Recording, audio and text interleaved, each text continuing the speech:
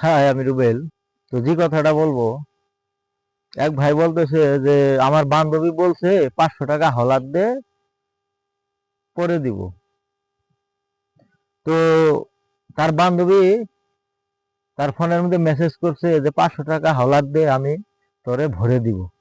মানে ওইভাবে বলছে। তো ভাই, ভরেই তো দিব।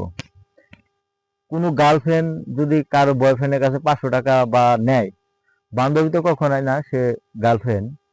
যদি কারোর গার্লফ্রেন্ড বা তার বান্ধবী যদি তার বন্ধুর কাছে বা তার বয়ফ্রেন্ডের কাছে 500 টাকা হাওলাত নেয়, তারা তো টাকা ভরিয়ে দিব। তারা কি কখনো টাকা ফেরত দিব?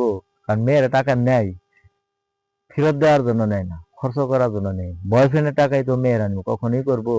তো ভাই, আপনি যে কথাটা বললেন ভরে দেব, ভালো লাগছে। তো যাই হোক, গার্লফ্রেন্ডের টাকা নিব বয়ফ্রেন্ডের কাছে, বান্ধবী টাকা নিব বন্ধুর কাছে, টাকা ফেরত না দিয়ে ভরে দিব। ভালো লাগলো কথাটা। তো যাই হোক, কি বলার। তো বান্ধবীদেরকে কখনো টাকা হাওলাত দিয়েন না। যা দেওয়ার একেবারে দিয়ে দিয়েন। কারণ হাওলাত দেওয়া আর একেবারে দেওয়া সমান কথায়। যে বলে হাওলাত দিছি, এটা হইতাছে বোকামি কথা। এগুলা কোনো চালাক লোকের কাজ না। তো বান্ধবী টাকা নিয়ে ভরেই দিবে, কখনো টাকা ফেরত দিবে না। তো যাই হোক, ভিডিওটা এই পর্যন্তই। ভালো থাকবেন সবাই।